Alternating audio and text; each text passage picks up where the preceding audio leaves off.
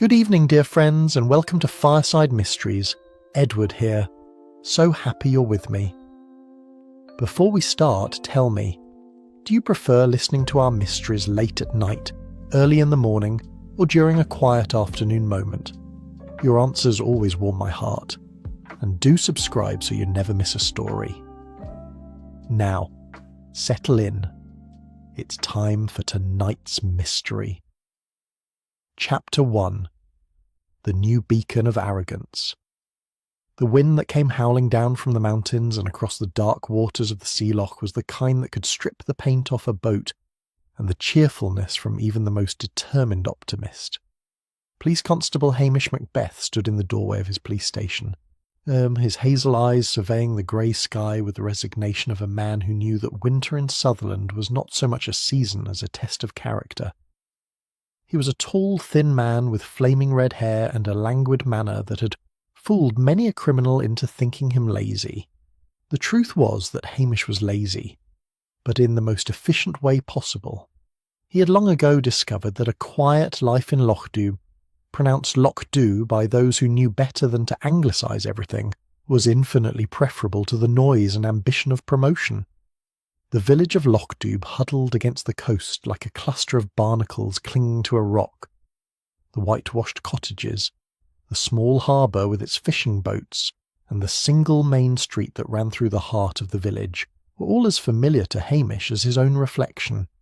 He knew every resident, every sheep on the surrounding hills, and every stone on the beach. Today, however, his peaceful domain was about to be invaded. Hamish turned from the doorway and walked back into the warmth of the station, where his dog, Lugs, a mongrel with oversized ears that gave him a permanently startled expression, lay sprawled before the peat fire. Beside him, Sonsi, the domesticated wildcat with her tawny fur and golden eyes, opened one eye in lazy acknowledgement of her master's movement before closing it again. Just as Hamish was contemplating the important business of making himself a cup of tea, the door burst open with a force that rattled the windows. The Curry twins, Nessie and Jessie, stood on the threshold, identical in their brown coats and headscarves, their faces flushed with indignation. Nessie, who always spoke first, announced, "There's a man at the lighthouse, Hamish." "At the lighthouse?" echoed Jessie, as was her habit. "And what would be wrong with that?" asked Hamish mildly, abandoning his tea-making plans. "The Northern Lighthouse Board said they were sending someone temporary while they automated the station." "He's a monster," declared Nessie. "A monster," agreed Jessie. Now, said Hamish, reaching for his peaked cap. "I'm sure he's just settling in." But the twins were not to be placated. They launched into a catalogue of complaints that would have done justice to a prosecuting attorney. The new lighthouse keeper, a Mr. Silas Vane from London, had arrived that very morning and had already managed to insult half the village. He had erected no trespassing signs along the cliff paths that the locals had walked for generations. He had threatened old Willie Dunn with legal action for allowing his sheep to graze near the lighthouse grounds, and he had loudly proclaimed in the general store that the entire village was full of backwards peasants who wouldn't recognise progress if it hit them over the head. "I'd better go and have a word," said Hamish with a sigh. The walk to the lighthouse took him along the coast road, where the wind buffeted him with such force that he had to lean into it. The lighthouse itself stood on a promontory, overlooking the wild waters of the loch, a white tower that had guided ships safely for over 100 years. The keeper's cottage beside it was small but sturdy. He had built to withstand the worst that the Highland weather could throw at it. As Hamish approached, he saw a man standing by the lighthouse door. Silas Vane was in his mid-40s, running to fat, with the kind of face that suggested he had never heard a complaint he couldn't dismiss. He wore expensive outdoor clothing that looked as if it had come straight from a catalogue for people who thought they were adventurous, but had never been further from civilization than a country house hotel. "Mr. Vane," said Hamish pleasantly, "I'm Police Constable Macbeth. Welcome to Lochdu." Vane looked him up and down with obvious contempt. "About time the local police showed up. I want to report criminal trespass and harassment." "Is that so?" said Hamish, his voice remaining mild despite the man's rudeness. "And who would be trespassing?" "Everyone," snapped Vane. I've had fishermen walking past my windows, children playing on the rocks, and some old woman tried to tell me I couldn't put up my own signs on my own property." "Well, you see," said Hamish carefully, "the cliff paths are traditional rights of way. They've been used by the village for as long as anyone can remember." "I don't care if they've been used since the Stone Age," said Vane. "This is Lighthouse property, and I'm in charge of it. If people want to walk here, they can get official permission, in writing, in triplicate." Hamish felt his own temper beginning to stir, which was unusual for him. "Mr. Vane, I understand you're new to the Highlands, but there are ways of doing things here. Perhaps if you were to meet some of the locals properly, have a chat over a dram, you'd find we're not such bad people." "I'm not here to socialise with yokels," said Vane flatly. "I'm here to do a job, and when I'm finished, I'll be very glad to return to civilization. Now, unless you're going to arrest these trespassers, I suggest you leave me alone." There was nothing more to be said. Hamish turned and walked back toward the village, his mind already working on the problem. Silas Vane was the kind of man who could cause a great deal of trouble in a small community. The village of Lochdoub ran on goodwill and tradition, and Vane was like sand in the gears. By the time he reached the village, word of the encounter had already spread. In the Highlands, news travelled faster than light. Hamish found a small crowd gathered outside the Napoli, the Italian restaurant run by the friendly proprietor, Willie Lamont, who had once been Hamish's constable and still treated him with an almost comical deference. Among the crowd was Archie McLean, a fisherman whose weathered face told the story of decades at sea. Beside him stood Dr. Brodie, the local physician, a competent man whose main flaw was a tendency to take himself too seriously. And there, trying to calm everyone down with soft words and gentle gestures, was Mrs. Morag Menzies. Morag was the village librarian, a small, neat woman in her 50s, with grey hair and the kind of sweet, apologetic manner that made people want to protect her. She was pouring tea from a thermos flask and offering it to the angry fisherman, with murmured words of comfort. Now, she was saying in her soft voice. "I'm sure Mr. Vane didn't mean to cause offence. He's just not used to our ways.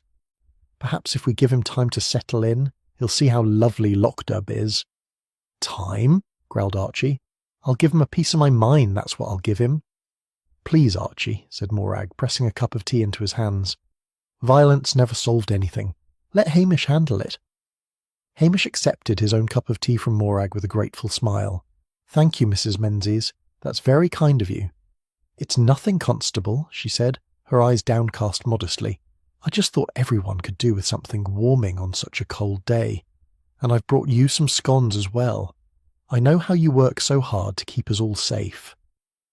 As Hamish bit into a scone still warm from the oven, he reflected that Morag Menzies was one of the village's treasures, always thinking of others, always ready with a kind word or a helpful gesture. The village was lucky to have her. If only he had known then what he would discover later, he might have looked at the sweet librarian rather differently. But Hamish Macbeth, for all his cleverness, was still a man who believed in the goodness of quiet, unassuming people. That night, as the wind continued to howl around Lochdoub and the waves crashed against the harbour wall, Hamish sat by his fire with lugs at his feet and Sonsie purring on the sofa. He had a feeling, the kind of Highland intuition that was part instinct and part experience, that Silas Vane was going to be trouble. He had no idea how much trouble, or how soon it would come. Chapter 2. Death in the Lantern Room. The scream came at 7:30 in the morning, cutting through the grey dawn like a blade. Hamish was in his shed, feeding his small flock of sheep when he heard it. He dropped the bucket of feed and ran toward the sound, his long legs covering the ground with surprising speed for a man who claimed to be lazy. Lugs bounded beside him, ears flapping, while Sonsie streaked ahead with the fluid grace of her wild ancestors. The screamer turned out to be young Colin MacLeod, a lad of 19 who helped with the fishing boats and had a tendency to dramatise everything. He was standing at the base of the lighthouse, his face as white as the tower itself, pointing upward with a shaking hand. "He's dead, Hamish," Colin gasped. "Up there, in the lantern room." I went to deliver his milk and the door was open and I thought I'd check and oh God, Hamish, there's blood everywhere." Hamish put a steadying hand on the boy's shoulder. "Calm yourself, Colin. Go to the station and telephone Strathbane. Tell them we need the police and the doctor. Can you do that?" Colin nodded and stumbled away. Hamish turned to the lighthouse, his mind already shifting into the focused state that people who thought him lazy would have found surprising. He climbed the spiral stairs carefully, noting everything. The steps were clean, recently swept. No muddy footprints, no obvious signs of struggle. The trapdoor to the lantern room stood open. Hamish pulled himself up through it and immediately understood why young Colin had been so shaken. Silas Vane lay on his back, his head resting in a dark pool of blood that had spread across the floor like spilled wine.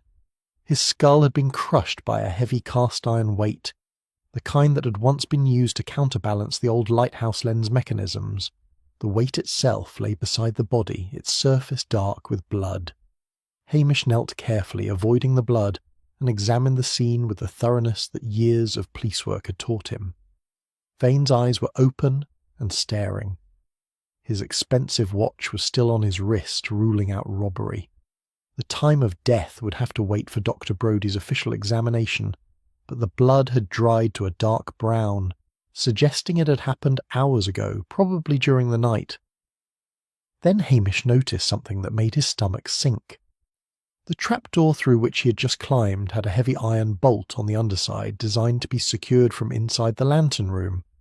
The bolt was drawn across, though the trapdoor itself had been standing open. Someone had locked themselves in with Vane, or locked Vane in with his killer. Hamish stood and looked around the circular room. The great lamp itself dominated the space, its mirrors and lenses gleaming. The windows offered a panoramic view of Lochdoub and the surrounding coastline. On a clear day, you could see for miles. Today, with the mist rolling in from the sea, you could barely see the village.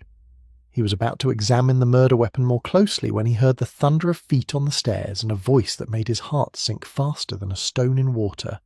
"Where's the body? Out of my way." "You useless Highland peasants!" Detective Chief Inspector Blair had arrived. Blair emerged through the trapdoor like a malevolent jack-in-the-box, his fat face already red with exertion and whiskey-fueled irritation. Behind him came Detective Inspector Jimmy Anderson, thin and hungover, and Detective Constable Andy McNabb, who had the perpetually confused expression of a man who had joined the wrong profession. "Macbeth," said Blair, his piggy eyes gleaming with malicious pleasure. "I might have known you'd contaminate my crime scene." "I secured the scene and called it in," said Hamish mildly. "The body's over there." Blair waddled across to examine Vane's corpse, breathing heavily. "Blunt force trauma. Obvious. Even you could work that out, Macbeth. Right, who did it?" "I've only just arrived myself, sir." "Don't give me that. You lazy Highlanders stick together. You probably know exactly who killed him, and you're protecting them. Well, it won't work. I'll have the killer in custody by tea time, and a commendation on my desk by the end of the week." Hamish said nothing. He had learned long ago that arguing with Blair was like arguing with a pig. You both got dirty, and the pig enjoyed it. Dr. Brodie arrived, puffing from the climb, and set about his examination with professional competence. While he worked, Hamish slipped back down the stairs, leaving Blair to strut and boast in the lantern room. At the base of the lighthouse, a small crowd had gathered. The news had spread, as news always did in Lochdoub, and the villagers stood in worried clusters, speaking in low voices. And there, moving among them with a thermos flask and a basket, was Mrs. Morag Menzies. "Oh, Constable Macbeth," she said, hurrying over when she saw him. "Is it true? Is Mr. Vane really dead?" "I'm afraid so, Mrs. Menzies." Her face crumpled with distress. "How terrible. I know he wasn't well liked, but to die in such a way. The poor man. Here, you look frozen. Have some hot coffee?" She poured him a cup from the flask with hands that shook slightly. Hamish took it gratefully. The wind was picking up again, bringing with it the promise of rain. "This is very kind of you," he said. "It's nothing," she replied. I just thought the poor detectives from Strathbane would need something to warm them. It's such a dreadful business. Do you know how it happened?" "We're still investigating." Morag leaned closer, her voice dropping to a whisper. "I hate to say it, Constable, but I did see Mr. Vane arguing with several of the fishermen last night. Archie McLean was particularly angry. He was shouting about his harbour shed, something about debts. I'm sure it's nothing, but I thought you should know. I made a list, actually, of everyone I saw having words with Mr. Vane yesterday." She produced a neatly written list from her coat pocket and handed it to Hamish. He scanned it quickly. Archie McLean was indeed at the top, followed by half a dozen other names, each with a brief note about the nature of their disagreement with the deceased. "This is very thorough, Mrs. Menzies," she blushed. "Well, I suppose it comes from my library work. I'm used to keeping records. I do hope it helps." At that moment Blair's voice bellowed from above. "Macbeth, get up here." Hamish excused himself and climbed back up to the lantern room, down where Blair was standing with his hands on his hips looking triumphant. "I've solved it," Blair announced. "Look at this." He pointed to the floor near the door. Hamish moved closer and saw what Blair had found. Boot prints. Large, muddy prints that had dried on the floor. "Wellington boots," said Blair smugly. "Size 11, I'd say. All we need to do is find out which of your precious villagers wears boots like that, and we've got our killer." "Most of the men in Lochdoub wear Wellingtons," Hamish pointed out. "It's a fishing village." "Then we'll check them all," snapped Blair, "starting with this Archie McLean that everyone keeps mentioning. Had a public row with the victim, did he? Perfect. We'll have this wrapped up before lunch." Hamish looked at the boot prints, then at the bolted trapdoor, and then at the murder weapon lying in its pool of dried blood. Something about the whole scene felt wrong, staged almost, but he couldn't quite put his finger on what was bothering him. "Permission to conduct interviews in the village, sir?" he asked. "To establish timelines and alibis?" "No," said Blair flatly. "You'll stay out of this, Macbeth. This is a serious crime, not some Highland nonsense about stolen sheep. I'll handle the investigation. You can go back to doing whatever it is you do all day. Sleeping, probably." Hamish descended the stairs for the second time, his mind racing. Blair would charge in like a bull at a gate, arresting the first person who looked at him wrong. Someone had to conduct a proper investigation, which meant Hamish would have to do it quietly without Blair's knowledge. Outside. The crowd had grown larger. Hamish saw Archie McLean standing with his wife, a formidable woman who could have given Blair lessons in intimidation. He saw Dr. Brodie talking urgently with Reverend Wellington, and he saw Morag Menzies still moving among the villagers with her flask of coffee, offering comfort and warmth to everyone. Such a kind woman, Hamish thought, always thinking of others. If he had known what lay behind that gentle facade, he might have thought differently. But for now, Morag Menzies was simply the helpful librarian, doing her best to support her community in a time of crisis. And Hamish Macbeth, watching her pour coffee for the shivering forensics team, felt only gratitude for her kindness. The investigation had begun, and already the killer was one step ahead. Chapter 3. Sifting the Highland Gossip. Hamish knew that Blair would make a mess of the investigation. It was as certain as the tide coming in and the tourists going out. The only question was how much damage the Detective Chief Inspector would do before Hamish could quietly fix it. He spent the rest of the morning ostensibly checking on the welfare of his sheep, a task that conveniently took him past most of the cottages in Lochdoub. At each stop, he asked casual questions, gathered information, and reassured nervous residents that no, Blair would not be arresting them all just for existing. His first stop was the cottage shared by the Curry twins, Nessie and Jessie. They lived in a house so neat and orderly it made the police station look like a jumble sale. Every antimacassar was in place, every surface gleamed, and the smell of baking filled the air. Come in, Hamish," said Nessie, ushering him into the parlour. "You'll be wanting to know about yesterday." "About yesterday?" echoed Jessie, as she always did.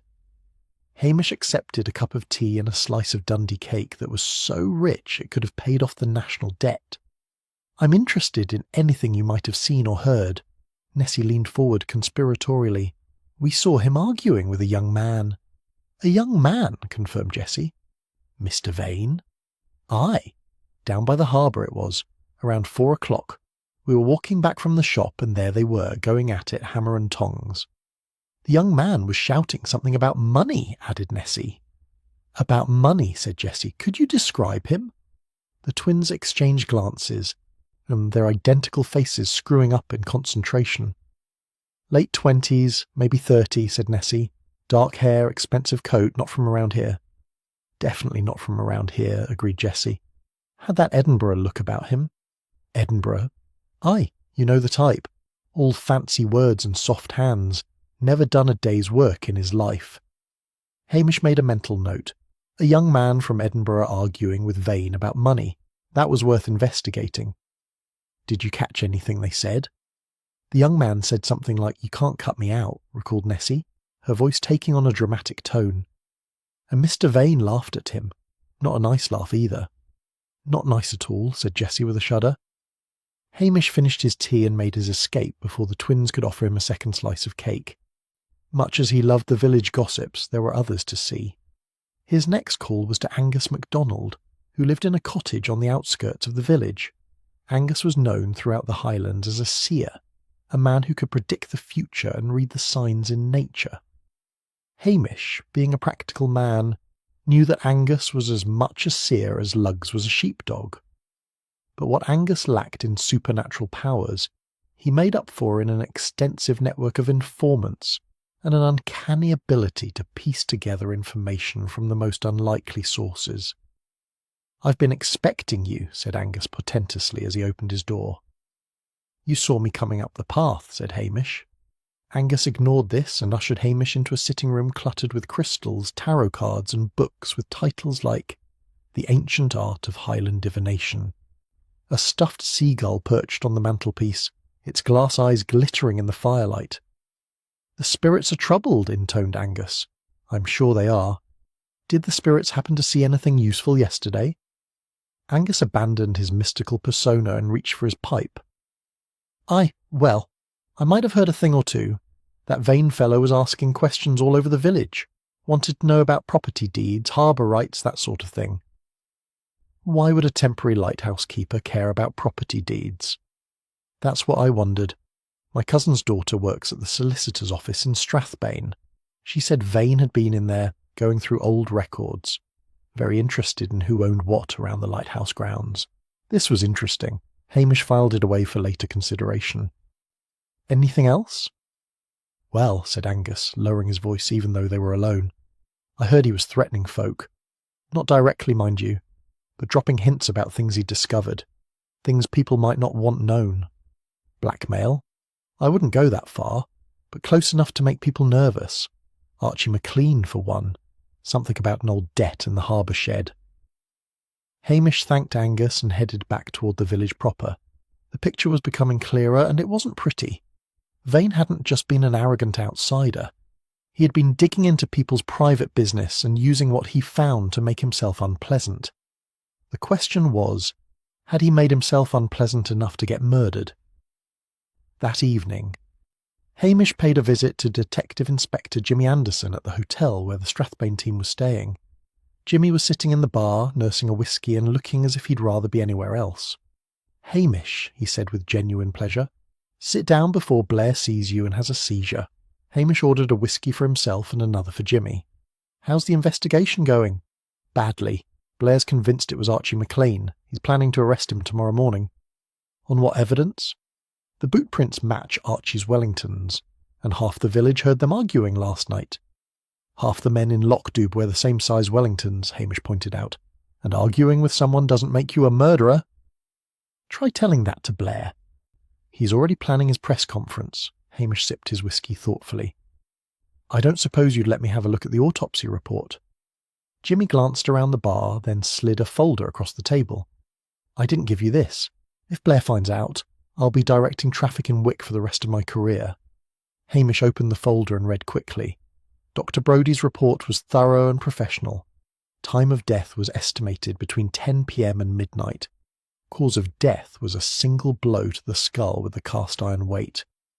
The blow had been delivered with considerable force, suggesting either a strong person or someone in the grip of powerful emotion. "What about the locked room?" Hamish asked. "The trapdoor was bolted from the inside." Blair's theory is that Archie climbed up, killed Vane, then climbed back down and pulled the trapdoor shut behind him, making it look like it was locked. That doesn't work. The bolt mechanism can only be operated from inside the lantern room, Jimmy shrugged. "I know, Blair doesn't care. He's got his man, and that's all that matters to him." Hamish returned the folder. "I need to get into the Lighthouse cottage. Have a look around." "The forensics team finished this afternoon. It's still sealed, but I suppose if someone happened to have a key and happened to take a quiet look around when no one was watching, I wouldn't know anything about it." Jimmy slid a key across the table. Hamish pocketed it and ordered another round of drinks. They sat in companionable silence for a while. Two policemen who understood that sometimes the job was about protecting people from the machinery of justice as much as it was about catching criminals. Later that night, Hamish let himself into the Lighthouse cottage. He moved carefully, using his torch to examine each room. The place had been thoroughly searched by the forensics team, but Hamish had learned that sometimes you found things when you weren't looking for anything specific. The cottage was furnished in a basic, functional style. A bed, a table, 2 chairs, a small kitchen. Nothing personal, nothing to suggest Vane had intended to stay any longer than necessary. But in the bedroom, behind a watercolour painting of the lighthouse that hung slightly crooked, Hamish found something that made him catch his breath. A wall safe. And the door was standing open. Inside was a ledger bound in black leather, with entries in Vane's neat, precise handwriting. Hamish carried it to the window where the moonlight was stronger and began to read. It was all there, a catalogue of secrets, carefully documented and cross-referenced. Archie McLean owed money on his harbour shed and had been avoiding payment for years. Dr. Brodie had made a mistake early in his career that had resulted in a patient's death. The Reverend Wellington's predecessor had embezzled church funds. 6 other villagers had their private shames listed in Vane's meticulous script. At the bottom of each entry was a note about how much Vane thought the information was worth, how much he could extract in exchange for silence. Hamish closed the ledger, his face grim. Silas Vane had been a blackmailer. No wonder someone had killed him. The question now was which of his victims had finally snapped, and how they had managed to kill him in a locked room and leave muddy boot prints that pointed so conveniently toward Archie McLean. Hamish slipped the ledger into his jacket and locked the cottage behind him. As he walked back through the darkness, he became aware of footsteps behind him. He turned quickly, but saw nothing except shadows and the distant lights of Lockdew. Someone was watching him. Someone who knew he was getting close to the truth. The game, as they said, was afoot. Chapter 4. The Extortionist Ledger. The morning brought rain, the kind of persistent Highland drizzle that seeped into your bones and made you wonder why anyone had ever thought Scotland was a good place to live. Hamish sat in his kitchen with a pot of strong tea, the black ledger open on the table before him, while Lugs dozed by the stove and Sonsi prowled around his ankles hoping for breakfast. The more he read, the uglier the picture became. Vane hadn't just been collecting information. He had been systematically pressuring the villagers to sign over their harbour rights, offering pittances for properties that had been in families for generations.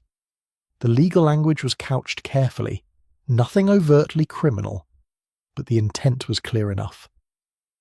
A knock at the door interrupted his reading. Hamish quickly closed the ledger and slid it into a drawer before calling out, "Come in." Mrs. Morag Menzies entered, carrying a covered basket and shaking rain from her umbrella. "Good morning, Constable. I hope I'm not disturbing you." "Not at all, Mrs. Menzies. What brings you out in this weather?" "I thought you might not have had breakfast," she said, setting the basket on the table. "I made extra porridge this morning, and there's some fresh bannocks as well.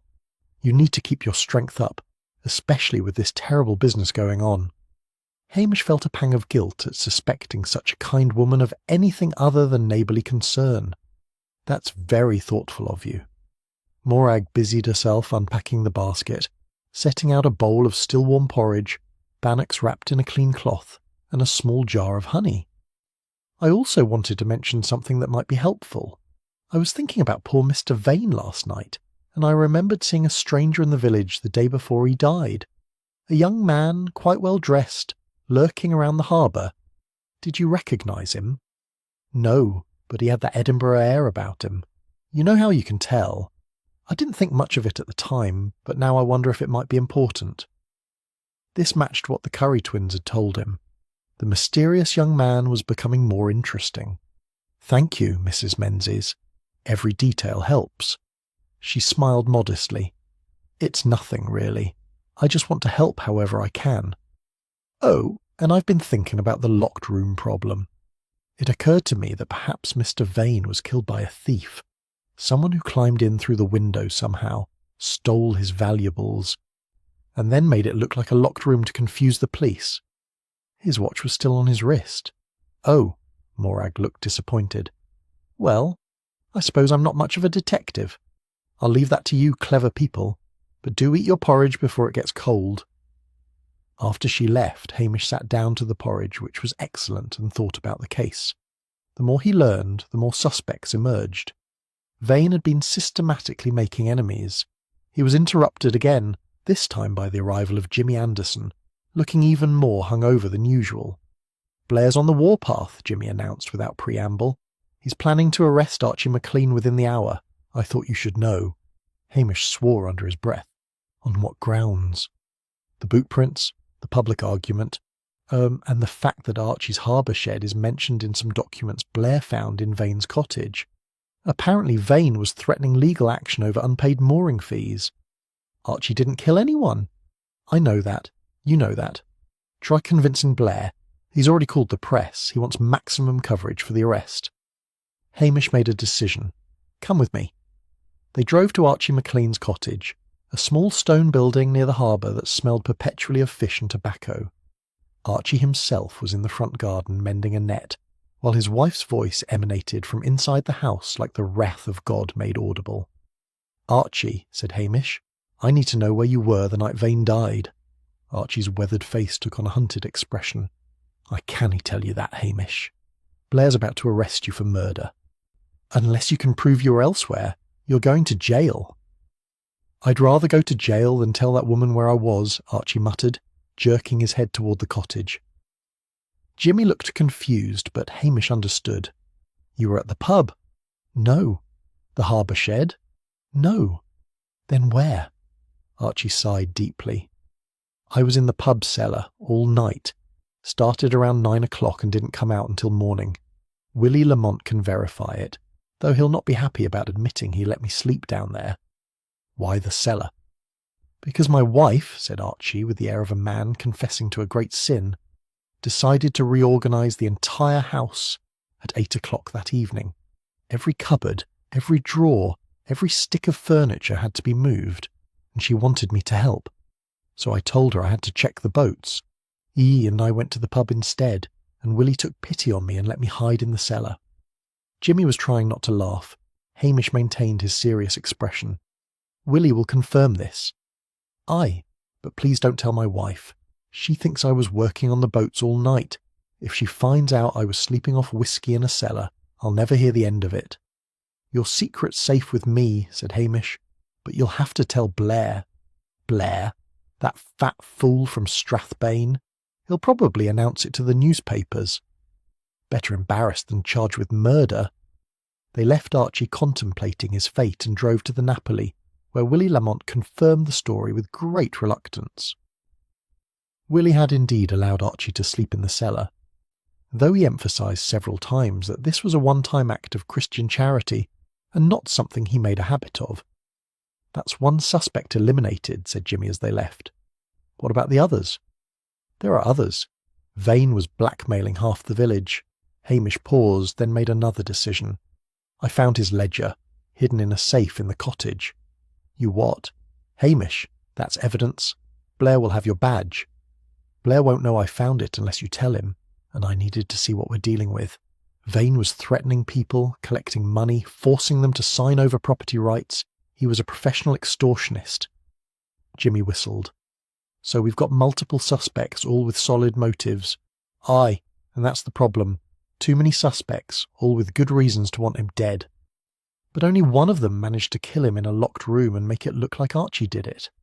They were interrupted by the sight of a sleek grey car pulling up outside the police station.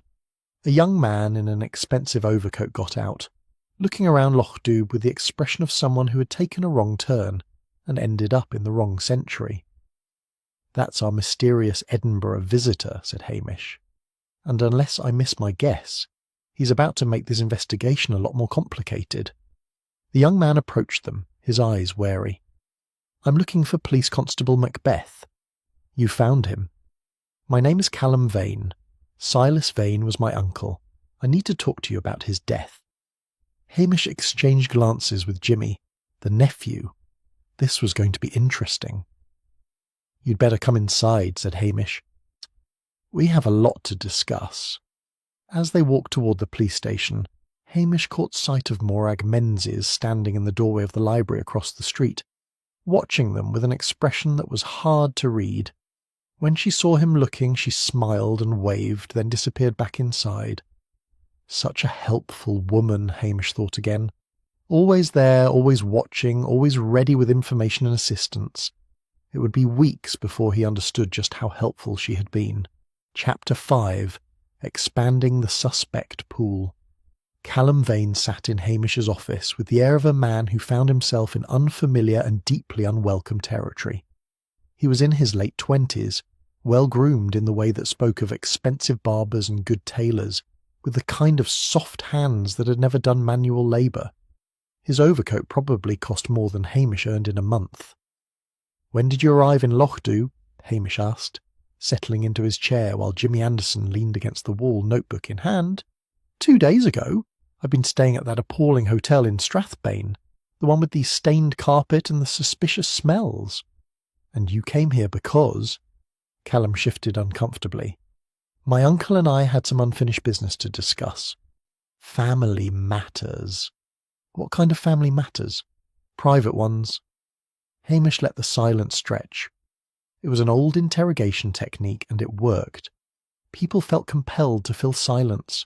Callum broke first. "All right, if you must know. My uncle was supposed to leave me his estate. I'm his only living relative. But 6 months ago he changed his will. Cut me out completely. I came here to convince him to reconsider." "Convince him how?" "With words, Constable. I'm not some Highland thug who settles disputes with violence. I was going to make him see reason." "And did you see him?"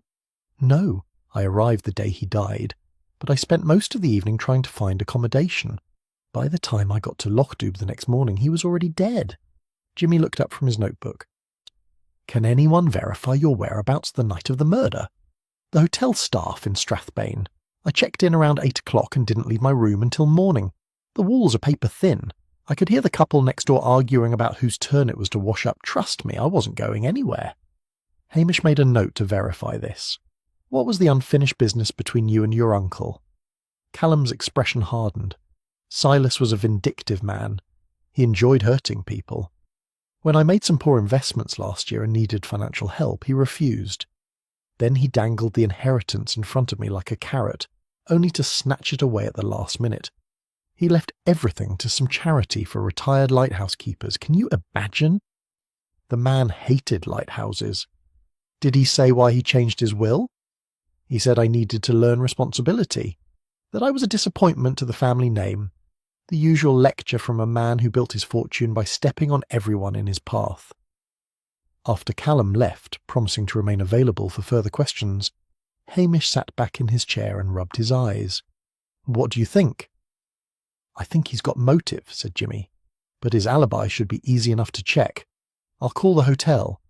"Do that, and while you're at it, see if you can find out exactly where he was at the time of death. Hotel clerks see a lot." Jimmy went to make his calls, leaving Hamish alone with his thoughts. 3 suspects now, each with clear motives. Archie McLean, whose harbour shed was being threatened.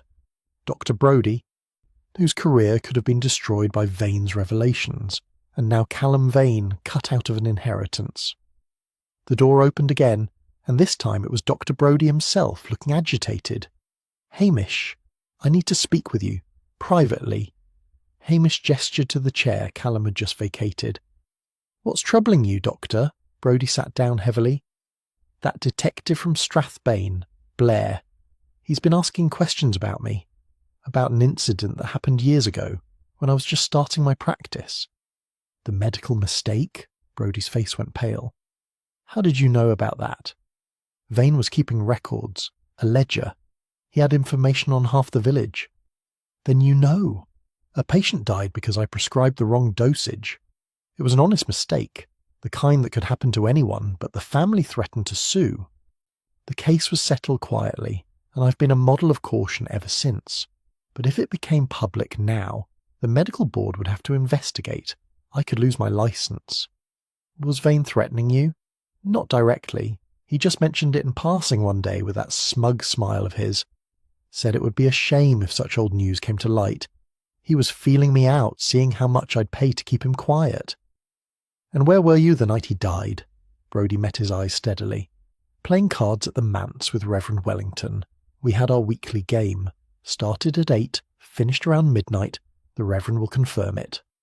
"I'm sure he will," said Hamish gently.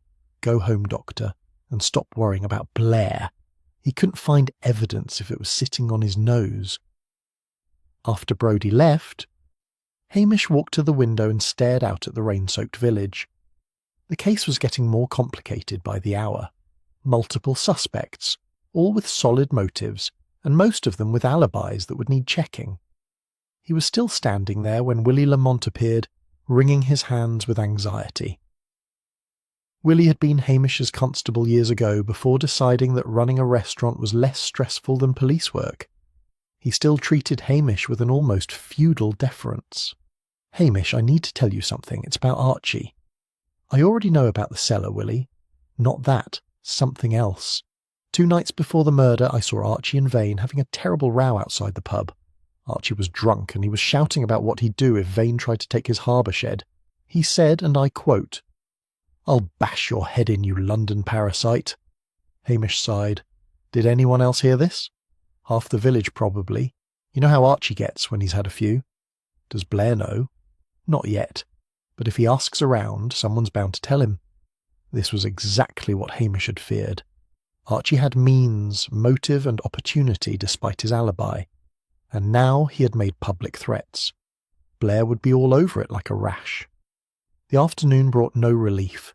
Jimmy returned with news that Callum Vane's alibi checked out.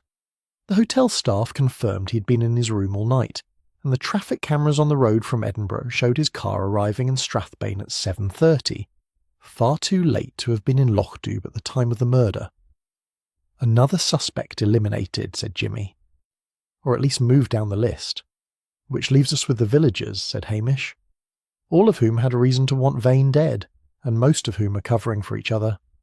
"Welcome to Highland justice," said Jimmy with a wry smile. That evening Hamish decided to visit Reverend Wellington at the manse. The Reverend was a kind, tolerant man who had shepherded the souls of Lochdoub for nearly 20 years. He would know the truth about Dr. Brodie's alibi.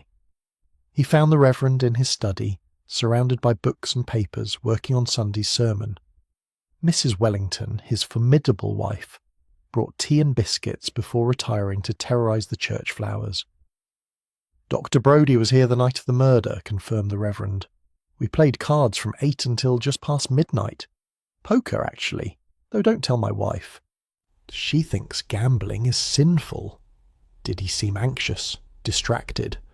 "No more than usual. He won 3 hands out of 5, which suggests his mind was on the game. Why do you ask?" "Just checking alibis. Blair's convinced one of the villagers is guilty." The Reverend shook his head sadly. "Poor Mr. Vane. He wasn't an easy man to like, but no one deserves to die like that. Mrs. Menzies was quite upset about it. She came by yesterday to help reorganise the parish records, and she could barely concentrate. Kept saying how terrible it was that such violence had come to our peaceful village." Hamish's ears pricked up. "Mrs. Menzies helps with the parish records?" "Oh yes, for years now. She's marvellous at it. Very meticulous, very organised. She knows more about Lochdoub's history than anyone alive." Hamish filed this information away. Morag Menzies kept appearing at the edges of the investigation, always helpful, always concerned, always there with tea and information. As he walked back to the police station through the gathering dusk, Hamish found himself thinking about the locked room, about the boot prints that pointed so obviously to Archie, about the convenient appearance of evidence that supported Blair's theories. Someone was orchestrating this investigation, someone who knew exactly what they were doing, and Hamish was beginning to suspect who. Chapter 6, False Trails and Poached Fish. Blair's attempt to arrest Archie McLean had been thwarted by Willie Lamont's reluctant testimony about the pub cellar, but it had done nothing to improve the Detective Chief Inspector's temper. He stomped around Loch Dubh like a bear with a sore head, bellowing at anyone who crossed his path and making wild accusations that had no basis in evidence. Hamish, meanwhile, was conducting his own quiet investigation. He had learned over the years that the best way to solve a crime in the Highlands was to understand the people involved, and the best way to understand people was to watch them when they thought no one was looking. Which was why, 3 nights after the murder, he found himself crouched behind a boulder on the cliff path watching Doctor Brodie creep along the rocks with a heavy burlap sack slung over his shoulder. The Doctor moved furtively, glancing over his shoulder every few steps. The moon was full, casting enough light to see by, and Hamish followed at a safe distance, his long experience of stalking sheep stealers serving him well. Brodie made his way down to a sheltered cove where the rocks formed a natural amphitheatre. He set down his sack, pulled out a small spade from his coat and began to dig.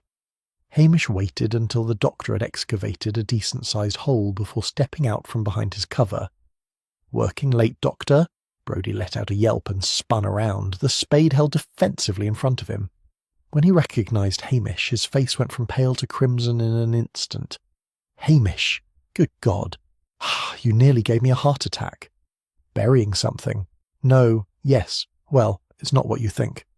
"I think," said Hamish, walking closer, "that I'd better see what's in that sack." Brodie deflated like a punctured balloon. "It's salmon. Salmon. Illegally caught salmon. From the Laird stretch of the river. I didn't catch it myself, you understand. Old Donald Macduff gave it to me.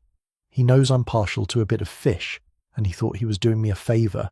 But my wife is president of the Ladies' Society for the Preservation of Highland Wildlife, and if she found out I'd poached salmon in the house, I'd never hear the end of it." Hamish looked at the sack, then at the Doctor, then at the half-dug hole. "So you decided to bury it?" "I was going to say it went bad, that I had to dispose of it." "I can't very well tell her I accepted poached goods, can I?" "Why not just throw it in the sea?" "Because it might wash up on the beach, and someone would find it, and they'd know it was fresh, and then they'd start asking questions." Brodie was warming to his explanation now, the way guilty men do when they think they've found a sympathetic ear. This way, it's gone, and no one's the wiser. Hamish considered the situation. Technically, he should confiscate the salmon and report both the Doctor and Donald Macduff. But Highland tradition ran deep, and a bit of poached salmon was hardly a hanging offence. Besides, he had bigger problems to worry about than fish. "Go home, Doctor," he said finally. "Take your salmon with you. Cook it, eat it, and tell your wife you bought it in Strathbane. But don't accept any more gifts from Donald. Or, next time I'll have to be official about it." Brodie grabbed the sack with the enthusiasm of a pardoned prisoner. "Thank you, Hamish. I won't forget this." "I'm sure you won't. And Doctor, in future, if you're going to sneak around in the middle of the night with a suspicious sack, try not to look so guilty. You'll give yourself away." After Brodie scurried off, Hamish stood on the beach and looked out at the dark water. He had hoped the Doctor might be up to something more sinister, something that would crack the case wide open. Instead, it was just another example of the small deceits that kept village life interesting. The real killer was still out there, and Hamish was no closer to finding them. The following morning brought a development that was either a break in the case or another red herring. Blair burst into the police station, his face flushed with triumph. "I've got him," he announced. "The killer. Dead to rights." "Who?" asked Hamish wearily. "That Edinburgh Nancy boy, Callum Vane. I had forensics go over his car and they found mud on the floor mats. the same kind of mud that was on those boot prints at the Lighthouse. The whole of Sutherland is covered in that kind of mud, Hamish pointed out. And, Blair continued, ignoring him, I found out he was in debt up to his eyeballs, gambling debts, owed money to some very unsavoury characters. He needed that inheritance, and when his uncle refused to reinstate him in the will, he killed him. He has an alibi. The hotel confirmed it. Hotels can be mistaken. Witnesses can be bribed. I'm bringing him in for questioning, and this time I'm not going to let some local yokel talk me out of it. Hamish watched Blair lumber out of the station, feeling a mixture of frustration and sympathy for Callum Vane. The young man was about to experience the full force of Blair's investigative technique, which consisted mainly of shouting until someone confessed just to make him stop. But something Blair had said nagged at Hamish. The gambling debts. He hadn't mentioned those before. If Callum was in serious financial trouble, his motive was even stronger than Hamish had realised. He was mulling this over when Mrs. Menzies arrived with her usual basket of provisions. "Good morning, Constable. You're looking troubled." "Just the case, Mrs. Menzies. It's getting more tangled by the day." "I'm sure you'll solve it. You're very clever." Even if you do hide it well, she set out tea and fresh shortbread with her customary efficiency. "I heard that terrible Blair man is harassing poor Mr. Vane's nephew. Surely he can't think that nice young man is a killer? Blair thinks everyone's a killer until proven otherwise. Well, I hope justice prevails. Oh, I nearly forgot. I found something that might interest you." She reached into her handbag and produced a folded piece of paper. "It's a note. I found it tucked into one of the books in the library. It looks like it was written recently." Hamish unfolded the paper. The handwriting was rough and angry, the kind produced by someone in a temper. It read, "You'll pay for what you're doing to this village. Keep pushing and you'll regret it. A.M." "A.M," said Hamish. "Archie MacLean." "That's what I thought," said Morag, her voice full of concern. "I didn't want to give it to that Blair person. He'd probably arrest Archie on the spot, but I thought you should see it. Perhaps it means nothing." Hamish stared at the note. The timing was too convenient. First the boot prints, now this. Evidence kept appearing at exactly the right moments to implicate Archie. "Where exactly did you find this?" "In a copy of Treasure Island. It was returned to the library 2 days ago. I was reshelving it when the note fell out." "Who returned the book?" "I'm not sure. It was in the return slot. Anyone could have put it there." After Morag left, Hamish examined the note more carefully. The paper was ordinary, the kind you could buy in any shop. The handwriting was disguised, he was sure of it. Too angular, too forced. Someone had written this to look like it came from an angry, uneducated person. But Archie MacLean, for all his rough edges, had a steady hand from years of mending fishing nets and tying complicated knots. This handwriting was deliberately crude. Hamish put the note in his desk drawer alongside the ledger. The pieces were starting to come together, but the picture they formed was still unclear. He spent the rest of the day checking alibis and re-examining the evidence. Callum Vane's alibi held up under scrutiny. The hotel clerk remembered him distinctly because he had complained about the room temperature. The traffic cameras confirmed his arrival time. Unless he could be in 2 places at once, he hadn't killed his uncle. Dr. Brodie's alibi was equally solid. Reverend Wellington swore they had played cards until midnight. And the Reverend was not a man who lied, even to protect his parishioners. Archie MacLean had been in the pub cellar, hidden from his wife and the world. Every obvious suspect had been eliminated, which meant the killer was someone less obvious. Someone who had been careful, methodical, and clever enough to stage the scene to point suspicion elsewhere. Someone who knew the village intimately, who understood its rhythms and secrets, who could move about without arousing suspicion. Hamish looked out the window toward the library where a light burned in the upper floor. Morag Menzies worked late, as she often did, cataloguing and organising the village's history. History, Hamish thought. That was the key. This wasn't just about Vane's blackmail or his arrogance. This was about something older, something that reached back into the past. He needed to dig deeper, And he needed to do it carefully because he was beginning to suspect that the killer was watching him just as closely as he was watching the village. Chapter 7: Ironclad Alibis. Hamish spent the next 2 days systematically working through the suspect list, checking and double-checking every alibi, every timeline, every piece of evidence. It was tedious work, the kind that made promotion seem almost appealing, but it was necessary. He started with Archie McLean, whose alibi had already been confirmed but needed reinforcing before Blair decided to arrest him anyway. Willie Lamont was interviewed again, this time with Jimmy Anderson present to make it official. Willie stuck to his story with the stubbornness of a man telling the truth. Archie came into the pub around 9:15, Willie testified, his neat features set in lines of concentration. He was already 3 sheets to the wind, muttering about reorganising cupboards and impossible women. I took pity on him and let him sleep it off in the cellar. He didn't leave until I opened up the next morning. "You're certain about the time?" asked Jimmy. "Absolutely. I remember because I was washing glasses and the clock struck 9 just after he went downstairs. He snored like a foghorn all night.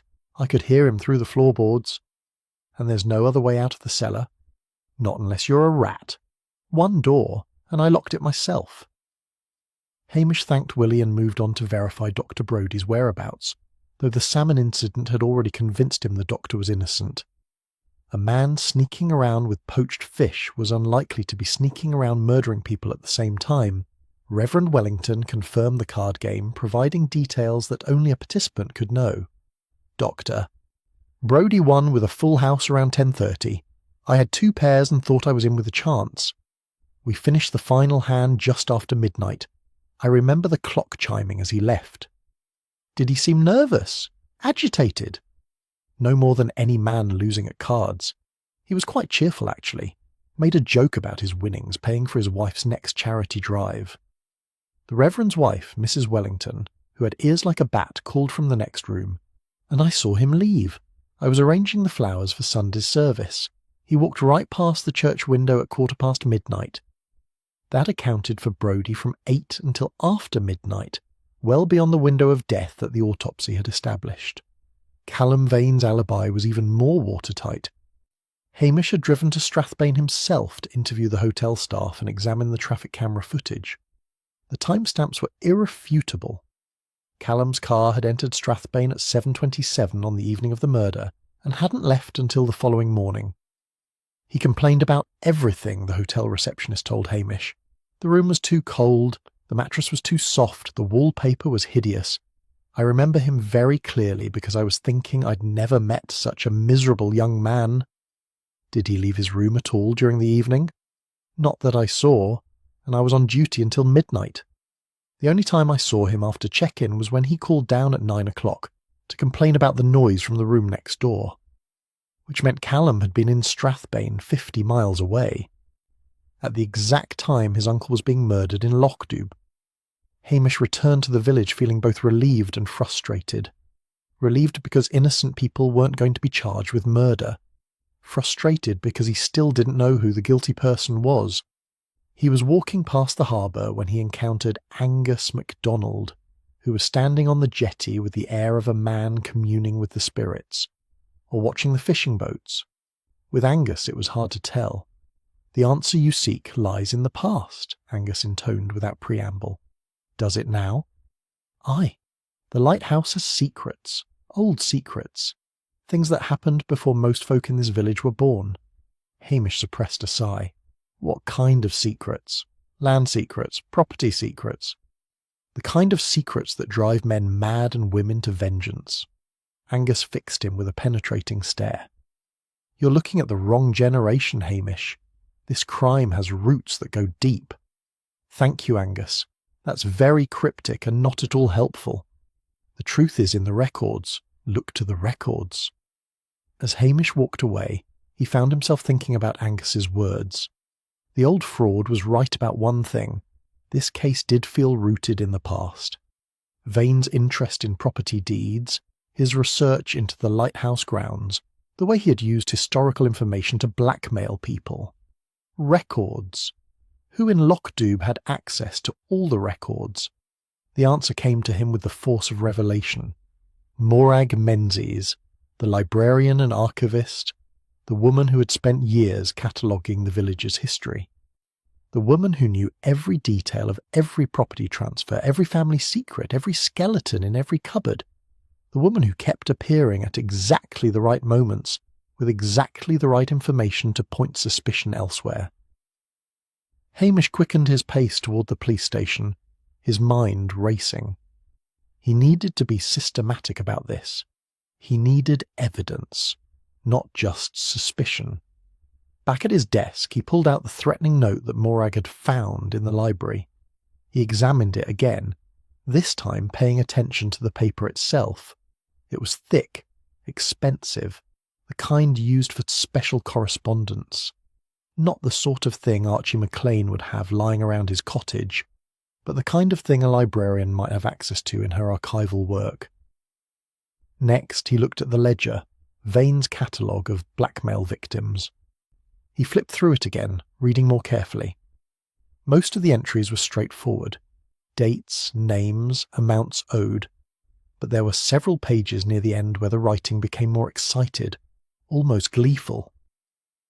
Discovery Lighthouse property deeds, Vane had written. Original land grant traced to Menzies family, 1847. Property seized for debt, 1963. Father's suicide, 1965. Daughter still in village, hiding identity. Emma M equals Margaret Morag Menzies. Artifacts hidden in Lighthouse base. Blackmail potential. Significant. Hamish sat back, his mind reeling. Morag Menzies wasn't just the helpful librarian. She was the daughter of the man who had lost the Lighthouse property. The woman who had watched her father's life destroyed and had spent decades quietly waiting in the village. Waiting for what? Revenge? Justice? The chance to reclaim what was hers? He needed to verify this information, but carefully. If Morag was indeed the killer, she had already proven herself capable of planning and manipulation. One wrong move and she might disappear, or destroy evidence, or do something else unpredictable. Hamish picked up the phone and called Jimmy Anderson. I need you to run a background check. Quiet, like. No one can know, especially not Blair. On who? Margaret Morag Menzies. Born in Sutherland, probably in the early 50s. Father's name would have been Menzies as well, connected to the Lighthouse property. The librarian? Hamish, have you lost your mind? Just do it, Jimmy. And one more thing. Find out exactly how someone could get in and out of that lantern room with the trapdoor bolted from the inside. We already know that's impossible. Nothing's impossible. We're just not seeing how it was done. Look at the lighthouse plans again. There must be something we're missing. After hanging up, Hamish sat in the gathering dusk and thought about Morag Menzies. Sweet, helpful, self-effacing Morag. Always there with tea and information. Always concerned about the investigation. Always steering them toward other suspects. She had been hiding in plain sight for decades, and he had nearly missed it. The question now was how to prove it, and more importantly, how to do it before Blair arrested another innocent person and gave Morag even more time to cover her tracks. Outside, the wind picked up. They were rattling the windows of the police station. Storm weather coming, Hamish thought, in more ways than one. He looked down at Luggs, who was sprawled before the fire, and Sonsie, who was watching him with her unblinking golden eyes. We're close, he told them. Very close. But we need to be careful. Cornered cat is a dangerous thing. Sonsie yawned, showing her formidable teeth, as if to say she knew all about being dangerous. Hamish just hoped he was ready for what came next. Chapter 8. The Librarian's Flaw. Jimmy Anderson called back the following afternoon with information that confirmed Hamish's worst suspicions. You were right, Jimmy said, his voice low and urgent over the phone. Margaret Morag Menzies, born 1952 in Durness.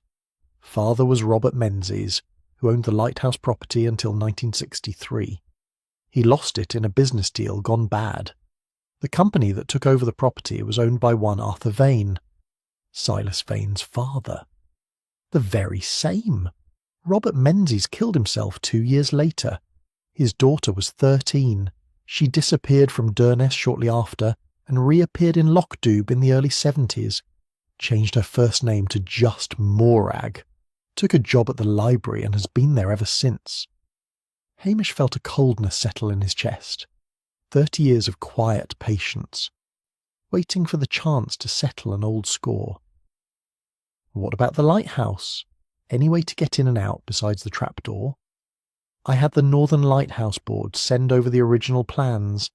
There's a ventilation shaft that runs from the base to the lantern room.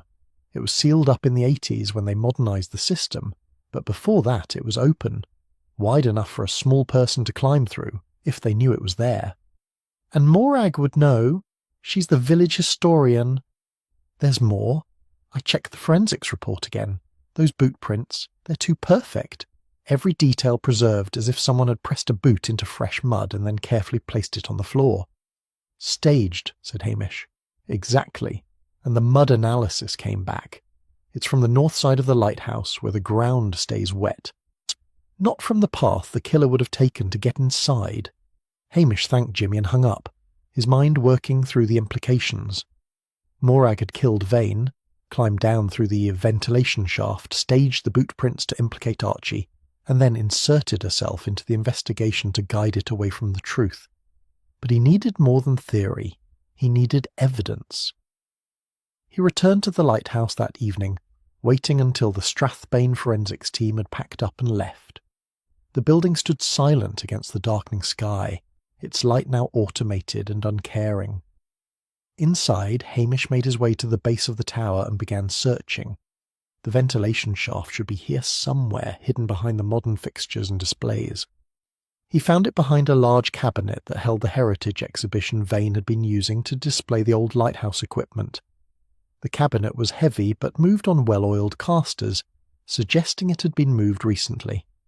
Behind it, a section of the wall had been removed, revealing a narrow shaft that ran upward into darkness. The edges showed fresh scratches, and when Hamish examined them with his torch, he found a tiny scrap of fabric caught on a rough edge. Grey wool, the same colour as Morag Menzies' cardigan. He climbed up, using the metal rungs that had been installed for maintenance decades ago. The shaft was cramped and dark, but navigable for someone small and determined. At the top, it opened into the lantern room through a grating that could be pushed aside from below. Someone who knew the lighthouse's history would know about this shaft. Someone who had spent years studying the building's plans and architecture. Someone like the village archivist. Hamish climbed back down and examined the display area more carefully. The heavy cast-iron lens weight that had been used as the murder weapon should have been mounted on a wooden stand. The stand was still there, but when Hamish looked closely he could see fresh scrape marks where the weight had been lifted off, and there, on the edge of the stand, was a tiny spot of something that gleamed in his torchlight. He scraped it carefully into an evidence bag and held it up to examine. Archival glue. The specific kind used to preserve old documents and repair vintage paper. The same kind Morag would use in her work at the library. The pieces were falling into place, but Hamish needed one more confirmation. He needed to know about the timeline Morag had provided to Blair on that first day. Back at the station, he pulled out his notes and reviewed Morag's statement. She had mentioned that Vane was researching historical lighthouse logs, specifically mentioning a volume about the 1890s. Hamish drove to the library the next morning. It was Morag's day off, which meant he could search without her watching.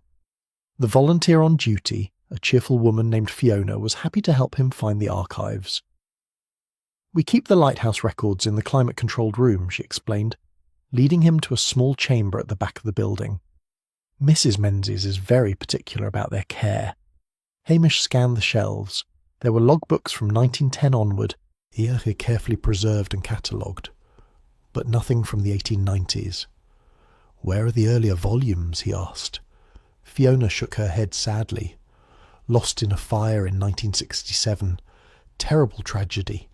Most of the pre-1900 records were destroyed. Mrs. Menzies has been trying to piece together what she can from other sources, but those original logs are gone forever." 1967, 2 years after Robert Menzies' death. Morag would have been 15, old enough to remember every detail. She had lied about Vane researching a document that didn't exist. It was a small lie, easily overlooked, but it proved she was willing to fabricate evidence to point the investigation in the wrong direction. Hamish returned to the station to find Blair in full fury, and the detective chief inspector had apparently arrested and then been forced to release Callum Vane after the young man's solicitor arrived from Edinburgh with an ironclad alibi backed by timestamps and witnesses. "This is your fault, Macbeth," Blair bellowed. "You and your lazy Highland ways. You've contaminated this investigation from the start. I should have you up on charges." "Yes, sir," said Hamish mildly. "Don't you yes, sir me. I want results. I want an arrest. I want someone in custody by the end of the week, or I'll have your badge." After Blair stormed out, Jimmy lingered behind. "You're onto something, aren't you?" "Maybe." "Want to share with the class?" Hamish hesitated. If he was wrong about Morag, he would destroy an innocent woman's reputation. But if he was right and did nothing, she would get away with murder. "Not yet," he said finally. "I need one more piece of evidence, something that puts her at the lighthouse at the time of death. And if you don't find it, then I keep looking." That evening, Hamish walked past the library and saw a light burning in the upper window where Morag had her private office. She was working late again, probably cataloguing more of the village's history, or possibly destroying evidence that might link her to the crime. He stood in the shadows across the street, watching. After a few minutes, Morag appeared at the window silhouetted against the light. She stood very still, looking out toward the harbour and the lighthouse beyond. From this distance she looked small and harmless, just a middle-aged woman devoted to her work. But Hamish knew better now.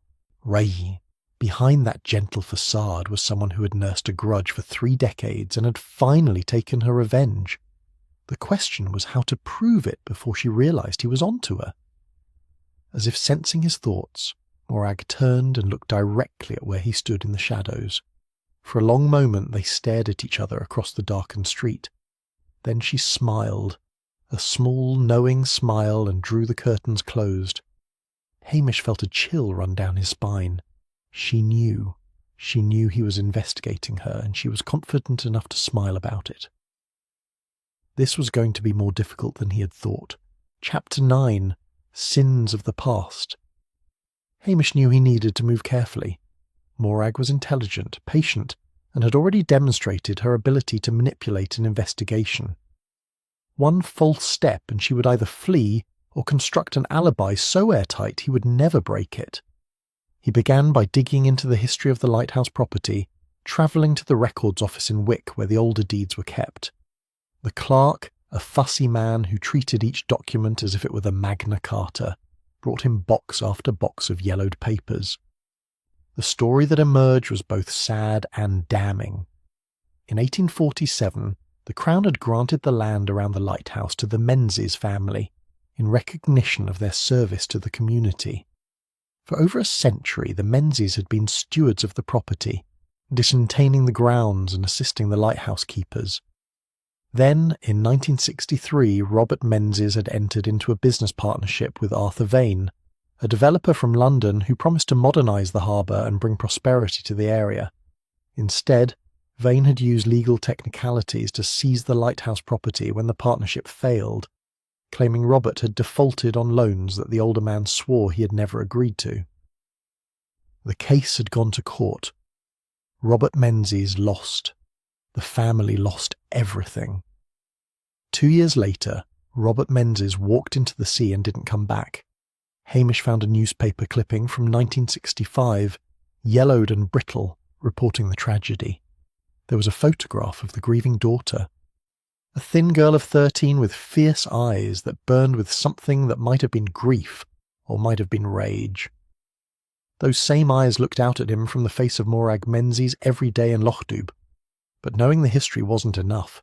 Hamish needed to understand exactly what had triggered the murder. Why now, after 30 years of silence? The answer came from an unexpected source. That evening, as Hamish was reviewing his notes, Willie Lamont appeared at the police station with a worried expression. "Hamish, I think I might have made a mistake about what I told Mrs. Menzies." What did you tell her? She came into the restaurant the day before Mr. Vane died. We were talking about him, the way everyone was, and I mentioned that he had been in asking questions about the Lighthouse property. Said he was researching the ownership history, going back to the original land grants. Mrs. Menzies went very quiet. I thought she was just being sympathetic to our complaints, but looking back there was something in her face, something cold. Did Vane say anything else? He laughed, said he had found something interesting in the old records, something about artifacts that had been hidden when the property changed hands. He said they were technically his now, along with everything else on the Lighthouse grounds. Hamish sat very still. The artifacts. Robert Menzies must have hidden family treasures in the Lighthouse to keep them from the creditors, and Silas Vane, following in his father's footsteps, had discovered them and was planning to claim them as his own. It was the final insult, the final theft. And for Morag, who had spent 3 decades watching and waiting, it had been the spark that lit the fuse. The next morning Hamish made a discreet visit to the solicitor's office in Strathbane, where Vane had been researching property records. The clerk remembered him well. Arrogant man, very demanding. He spent hours going through the old Lighthouse files, made copies of everything, kept muttering about family treasures and worthless Highlanders who didn't know what they had. Did he mention anyone specifically? Only once. He was reading something and he laughed. Said something like, "So the Menzies girl is still there, is she? Living under my family's charity. How delicious." I remember because it seemed such a cruel thing to say. Hamish felt his anger rising. Vane had known exactly who Morag was. He had been taunting her, threatening to expose both the hidden artifact and her identity, probably planning to use it as leverage for more blackmail. He had miscalculated badly. Back in Lochdu, Hamish went to the Lighthouse one more time. He knew what he was looking for now, the artifacts Robert Menzies had hidden to protect them from Arthur Vane's theft. He found them in a hollow space beneath the display floor, hidden behind the ventilation shaft opening. A small wooden box, sealed with wax that had cracked with age. Inside were treasures of sentiment rather than value. Family photographs, a christening gown, letters tied with ribbon, a silver pocket watch engraved with the Menzies family crest. The accumulated memories of a family destroyed by greed. These were what Morag had been trying to protect.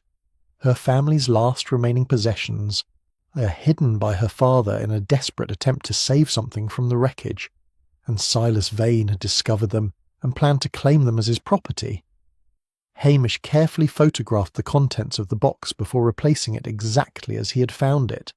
This was evidence, but it was also proof of motive, a motive that any jury would understand even if they couldn't condone the violence that followed. That afternoon he received a call from Jimmy Anderson. "I've got the final piece you need, the fabric sample from the ventilation shaft. It matches a cardigan that Mrs. Menzies was wearing the day after the murder. I saw it myself when I interviewed her. Grey wool, hand-knitted, with a small tear on the left sleeve that she said happened while she was working in the library. But it didn't happen in the library. No. It happened when she climbed through that shaft." Hamish thanked Jimmy and sat back in his chair. He had everything now. Motive, means, opportunity, and physical evidence linking Morag to the crime scene. What he didn't have was proof of how she'd gotten past the locked trapdoor. The ventilation shaft explained how she entered and left, but the bolt had been drawn across from inside the lantern room. The forensics team had confirmed that it could only be operated from the inside, unless there was a way to manipulate it from the outside. Hamish returned to the lighthouse as the sun was setting, painting the sky in shades of amber and gold. He climbed to the lantern room and examined the bolt mechanism carefully, and then he saw it. A tiny hole drilled through the edge of the trapdoor, nearly invisible unless you knew to look for it. A hole just large enough to thread fishing line through. Morag had climbed up through the ventilation shaft, confronted Vane, killed him with the iron weight, then climbed back down.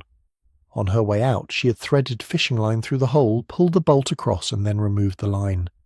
It was elegant. Simple. The kind of solution that someone familiar with the building structure and the properties of different materials would think of. Hamish sat in the lantern room as darkness fell, surrounded by the evidence of a carefully planned murder.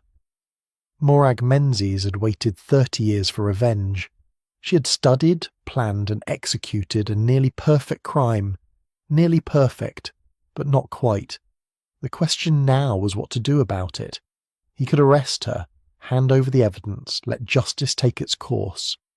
But justice in this case felt complicated.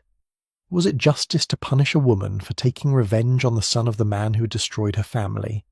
Was it justice to protect a blackmailer and extortionist even in death?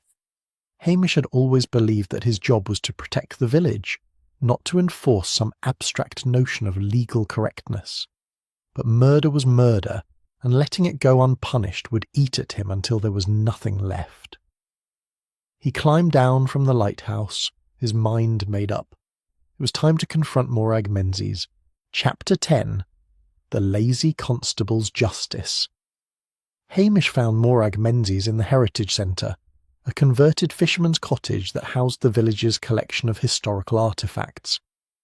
The smell of old paper and furniture polish hung in the air, mixed with the faint scent of the spices that Morag used to preserve antique textiles. She was cataloguing a collection of Victorian photographs, her movements precise and methodical.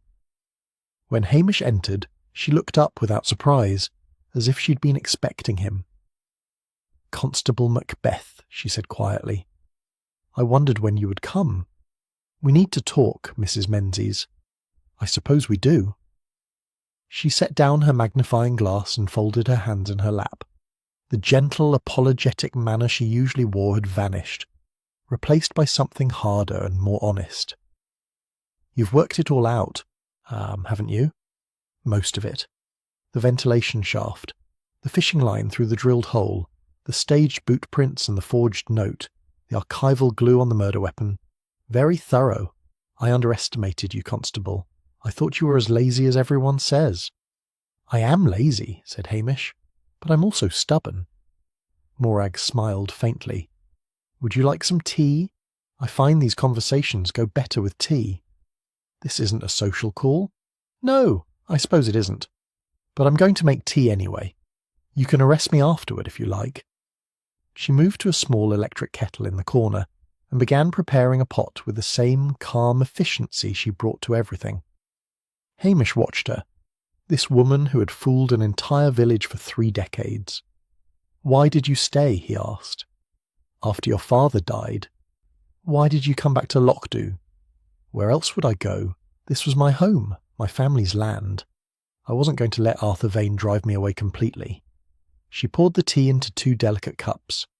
"I changed my name, took a job at the library, waited." "Waited for what?" "At first I didn't know. I was just a child, barely into my teens. But as I grew older, I realized I was waiting for justice. Or revenge. Sometimes they're the same thing. They're not the same thing at all." Morag handed him a cup of tea and sat down across from him. Silas Vane was exactly like his father. Greedy, cruel, and utterly without conscience. He found out who I was. Found the artifacts my father had hidden. He was going to take them, the last pieces of my family's history. Nay, and probably sell them for scrap. "So you killed him?" "Yes," she sipped her tea calmly. "I climbed up through the ventilation shaft. I had known about it for years from my research. I confronted him in the lantern room, told him who I was, told him he couldn't have my family's things. He laughed at me, called my father a fool and a coward, said the artifacts were legally his and there was nothing I could do about it. And you picked up the iron weight." "I didn't plan to. I went there to reason with him, to beg if necessary. But when he laughed, when he said those things about my father, something broke inside me. 30 years of patience, of smiling and being helpful, and pretending I had forgiven. It all shattered." Hamish set down his tea untouched. "You could have reported him, or I'd taken him to court." "The courts failed my father. Why would they help his daughter?" Morag's voice was bitter now. "The Vanes had money and lawyers. I had memories and grief. The law protects people like them, Not people like us. The law protects everyone. Does it? Tell that to my father, drowning himself because he couldn't bear the shame of losing everything to a legal fraud. Tell that to the 13-year-old girl who watched her mother die of a broken heart 2 years later. They sat in silence for a moment.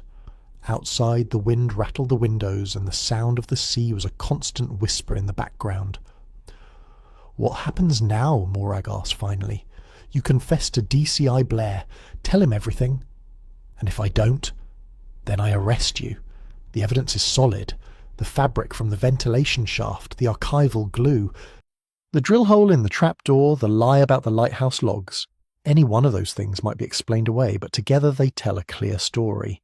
Morag nodded slowly. "I knew the risk when I did it. I made my choice." She looked at him directly. "I'm not sorry, you know. He deserved what he got. He was a monster, just like his father." "Maybe so. But murder is murder, Mrs. Menzies." "Then arrest me, Constable. Do your duty." Hamish stood up, his mind working through the implications. If he arrested Morag now, he would have to explain how he had gathered the evidence, which would expose Jimmy Anderson's assistants and possibly cost his friend his job. It would also mean Blair got nothing, and the detective chief inspector would spin the story to make himself look good anyway. There was another way.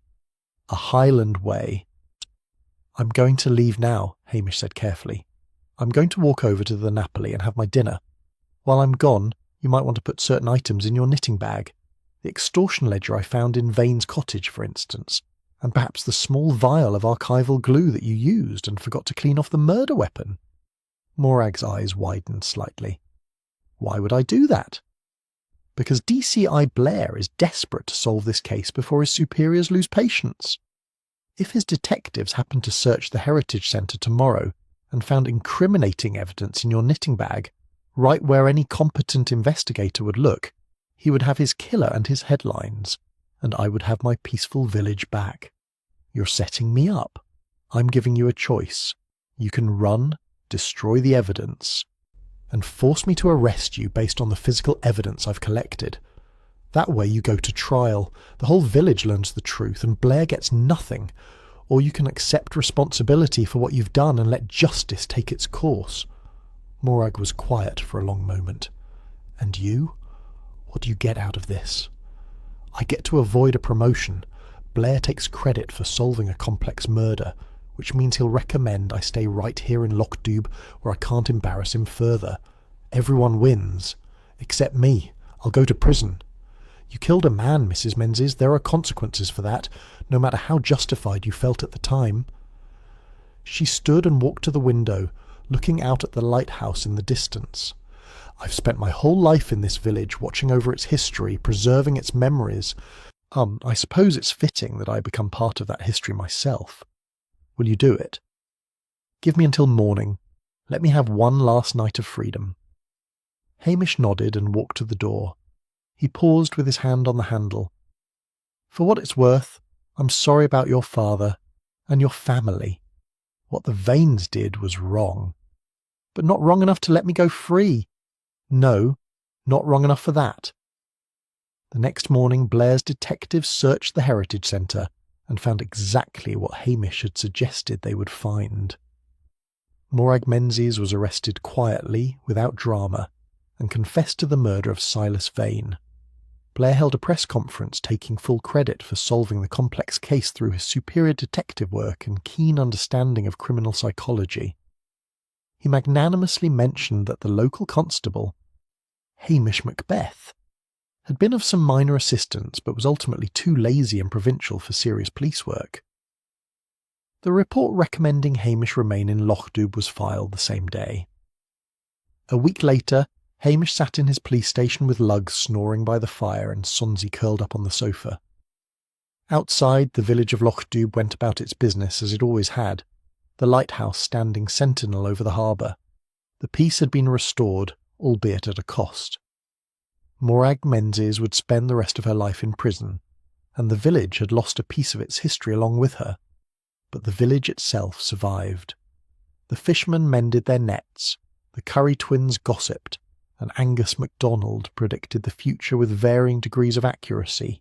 Hamish poured himself a cup of tea and took a piece of shortbread from the tin Mrs. Wellington had brought by that morning.